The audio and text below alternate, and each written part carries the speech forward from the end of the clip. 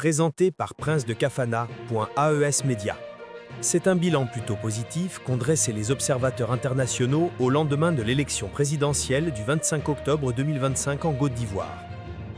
La mission conjointe d'observation électorale de la CEDEAO et de l'Union africaine a salué lundi un scrutin globalement satisfaisant, notant que le vote s'est déroulé dans le calme, malgré quelques insuffisances logistiques et incidents isolés.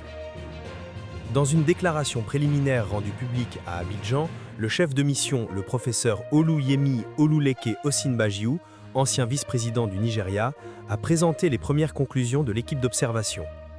Selon lui, sur les 88 bureaux de vote observés à l'ouverture, 67,79% ont ouvert à l'heure, tandis que 32,20% ont connu des retards variant de 10 minutes à 1 heure.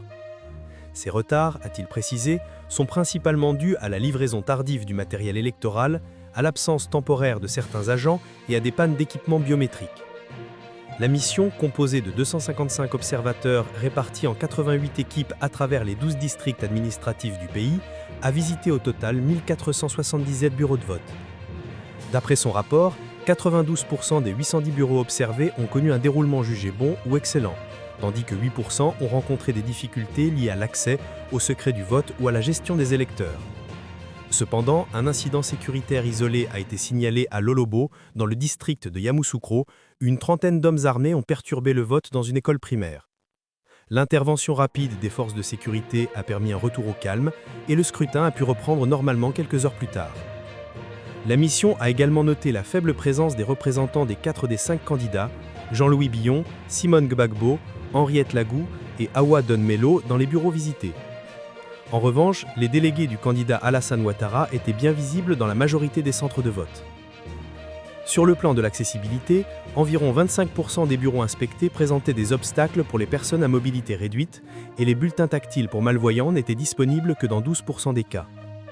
Concernant le dépouillement, 57% des bureaux ont fermé à l'heure prévue, soit 18 heures, tandis que 43% ont clos plus tard, principalement à cause des retards du matin. Malgré cela, les opérations se sont déroulées dans le calme, la transparence et la sérénité en présence des agents électoraux et des observateurs. Dans ses recommandations, la mission conjointe invite les autorités ivoiriennes à renforcer la logistique, à prévoir des équipes de remplacement pour les agents absents et à améliorer l'accessibilité des lieux de vote pour les prochaines élections législatives. Le professeur Osinbajiu, accompagné de Baboucar Blaise Jagne, ancien ministre gambien des Affaires étrangères, et de Mamad Saleh Anadif, ex-chef de la diplomatie tchadienne, a appelé les acteurs politiques à faire preuve de retenue et à attendre la proclamation officielle des résultats. Selon les chiffres provisoires publiés par la Commission électorale indépendante, la CEI, sur 8,7 millions d'électeurs inscrits, le taux de participation s'élève à 50,10%, soit 4 187 318 suffrages exprimés.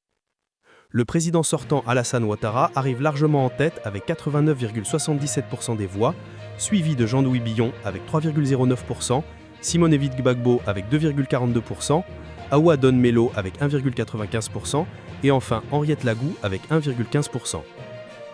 Cette élection, qui opposait 5 candidats validés par le Conseil constitutionnel, marque un tournant important dans le processus de consolidation démocratique de la Côte d'Ivoire après les crises post-électorales de 2010 et 2020.